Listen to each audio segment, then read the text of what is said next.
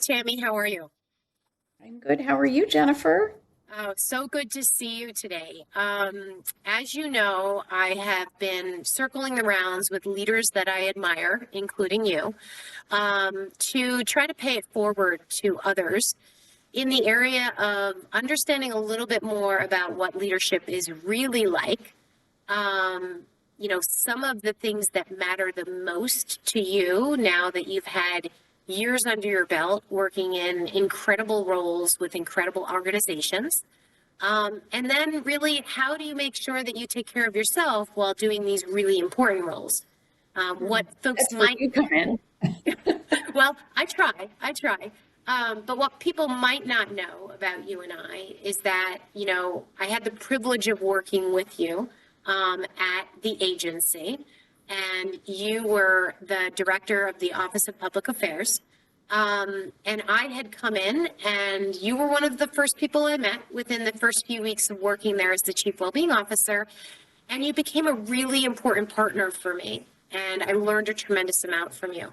So, what I wanted to do today is take a little bit of your time so that you could share that wisdom with the broader network of folks that I chat with and try to pay this advice forward. So, it's so good to have you. Well, it's so good to be here. And I really have to start by saying you're the one that I really learned so much from, and you were a tremendous partner. I think you brought a perspective to the agency that was needed and wasn't always there before. So you were able to come into a really high performing agency and make us better by taking care of ourselves. So kudos to you. My Thank you. name is Tammy Kupperman Thorp, and I feel like I've had a Tammy Kupperman and a Tammy Thorp identity, two of them. Um, so my background is as a journalist to begin with. Actually, let me go even further back to say I grew up in the Washington, D.C. area, and I was the child of two civil servants who worked for the government. So that was kind of always my ethos, if you will, the idea of public service of some kind. So I was kind of a geek in terms of, security issues, national security issues, and Middle East policy and counterterrorism and the like. So that's what I wanted to pursue. And there were kind of two paths. One was journalism and one was intel analysis. Develop some skill sets in journalism. And I went into journalism really as a public service. That was my view of it. And it was an opportunity to do things, to do reporting on national security issues. I started as a researcher for NBC News back in November of 91. And I worked in the Pentagon. I was the Pentagon correspondence researcher. And he taught me so much. He was a remarkable mentor. His name is Fred Francis. And really, quite frighteningly for NBC, for the world, a year and a half after I got there, both Fred and his producer left the beat. So I became NBC's institutional knowledge, which was a really big challenge. It was an honor, and I really learned the beat. And I worked with other correspondents after that, most notably Jim Miklashevsky, who is also somebody who I learned quite a lot from. And I had this wanderlust, though, that wasn't being met by, walking the halls of the Pentagon. I wanted to go into the field and talk to the people on the other end of the line who were covering things in Bosnia or in Kosovo or wherever, in Somalia. And instead of being the person for NBC at the Pentagon who could say, yeah, here's where I think you should set up your facilities to be able to, basically be in the right place in the country where the United States was going to be sending troops, I wanted to be that person over there. So I finally made it overseas for about a year and a half. I was in London, which was kind of NBC's main deploying bureau. And then I was also in Tel Aviv. And then 9/11 happened and I came back because it was pretty obvious we were about to go to war. I was based in Tel Aviv at the time, and it was crazy sitting there being overseas during 9/11, watching the Today Show, seeing the planes go into the building. And pretty quickly, it became clear that while we had something to contribute from Tel Aviv, we were mainly going to be a resource for the reporters, correspondents, producers who were going into Afghanistan. So we were going to wind up producing the stories that they sent out. So at that point, it made sense for me to go back to the Pentagon, where I had a lot of knowledge. I'd been there for, I think, 8 years at that stage. So I was able to go back and contribute to substantively to NBC's coverage of the war in Afghanistan. And it's a good thing that I went back, because that's when my husband and I, we had known each other before. We were colleagues, but we were like, oh, we kind of like each other. So I stuck around in DC, and I never went back to Israel, which is where I had been based, as I mentioned. And then I, kind of continued my journalism career for a while. I did, what I like to call the alphabet soup in DC, and I covered different agencies. I covered the State Department, and I covered the White House, et cetera. But I had that, road not taken itch. And that was, I want to become an intel analyst. So that's what I went and did. And I went to work for the Office of Naval Intelligence to begin with.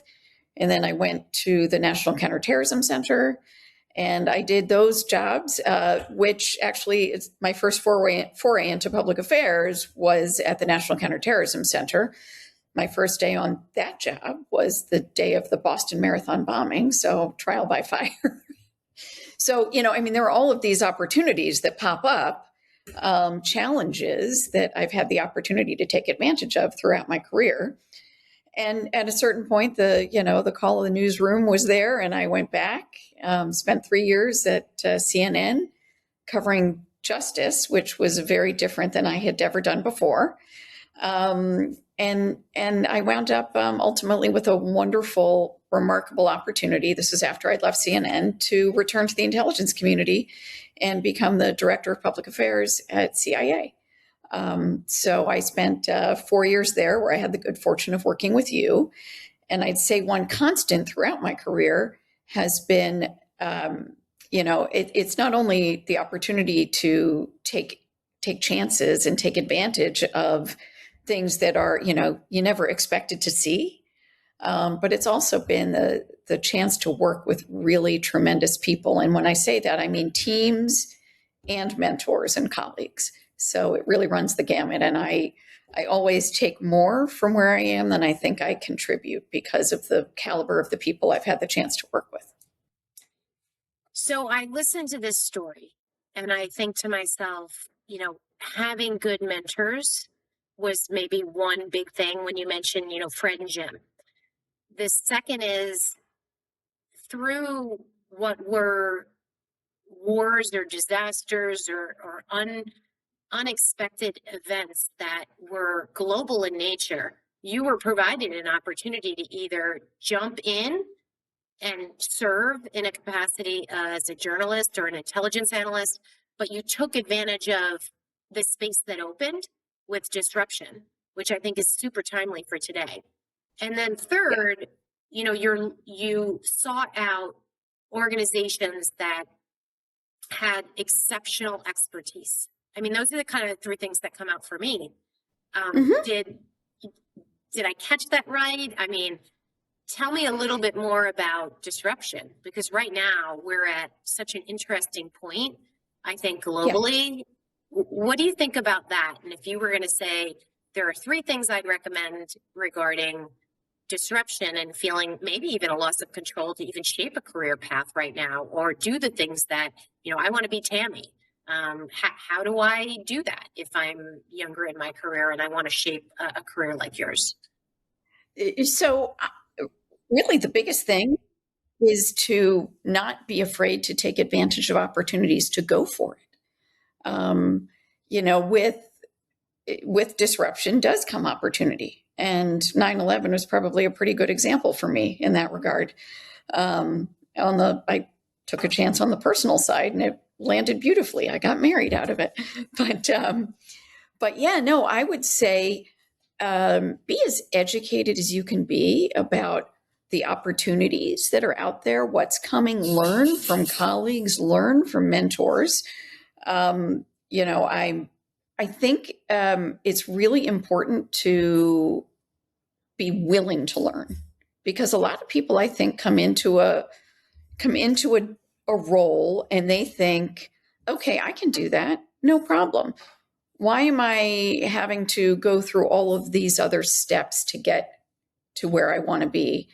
But to my mind, the answer is you're learning every step of that way.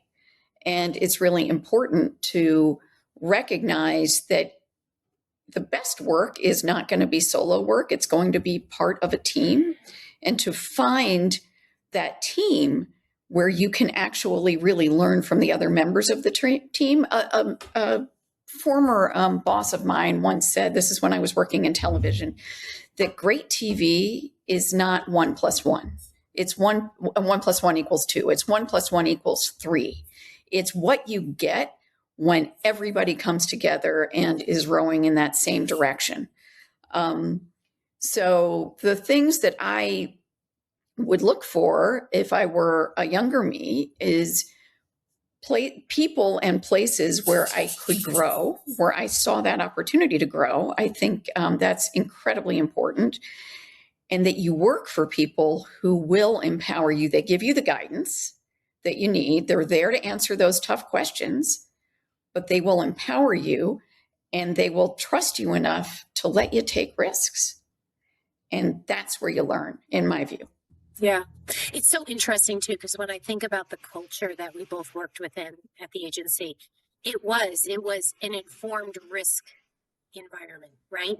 Yeah. We didn't take risk in ways that was not responsible, but we were constantly trying to seek the data and the intelligence to make sure that we could take calculated, thoughtful, intelligent risks. So I think it's a really good point. One last question for you. Your husband now is a councilman, right? So you're not doing the public service. Maybe you are doing the public service. Actually, probably the entire family is, right? But, you know, as you think about your entire career, I love that you see journalism as a public service. What do you do to support him in that capacity now? Because now you're not the one in the seat, but you are absolutely someone supporting his success, which is public service. And I'm just curious how you do that as a supporter versus the person in it. Well, I sit there and I think, oh my God, he's amazing that he would take this on. I mean, it's a lot. So when I left CIA shortly thereafter, he made the decision to run for office. So I was able to help him with his campaign. So some of that was the communication side of things, which candidly, he was a public affairs officer. So a lot of what I learned from him. You can't do it well for yourself, though. You really do need someone else helping you, I believe. You do need somebody else. That's exactly right. And I'm fortunate that I really am married to my best friend, and he looks to me for counsel all the time. We went, I guess 2 nights ago, he had a town hall. He tries to do some sort of a town hall, whether he hosts it or another organization hosts it once a month, pretty much. And he will discuss a different main topic. And in this case, it was parking enforcement, which is people are passionate about that. Passionate, yes. But I go, and my role is not only to, he always asks for my feedback, but generally I will walk around with a microphone to make sure that we can have kind of an orderly way of people asking questions, and he's able to answer them, and people are all able to get their thoughts in. So there's everything from sort of the physical support of walking around with a microphone to the opportunity to offer my thoughts to him, and kind of feel like he makes me definitely feel like I'm part of things. Which is huge. And I've learned a ton, not only watching him, but also just the issues. I mean, parking enforcement, doesn't sound glamorous, but it is important. And for example, here's a big win that he had. We live in Annapolis, Maryland, and it's commissioning week here in Annapolis currently. And the Blue Angels always perform, and it always means there's gridlock getting in and out of, well, really mainly getting out of where we live, our neighborhood. And the streets are narrow, and there's always a concern about, can an emergency vehicle get in during all this? So he took this on. One of the first things he did was he worked with the city government and with the police, and a huge win. We got a traffic plan in place, no parking signs, and in fact, there was a medical emergency, and emergency vehicles were able to get in. So it was a big win, and it's kind of that very tangible Yes.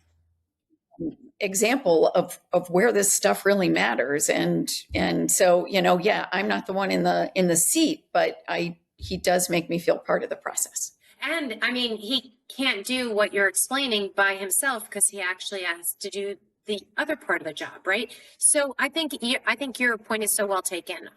I think we both could say that our success is a result of the teams that we've been on, not necessarily our own individual inputs. So that's a great way to end our conversation today. I think I just want to say thanks for all the public, service that you've done. Your parents helped guide you in such a great career path. But also what you and your husband still do today. Every community is important. It could be the global community. It could be your own town that you live in. And whatever way that you can do that and support it, it makes, our quality of life as Americans that much better. So it was so good to catch up with you again. Thank you so much for just such a great partnership. And it's awesome to just make sure that we stay connected and we can pay it forward to others who are interested.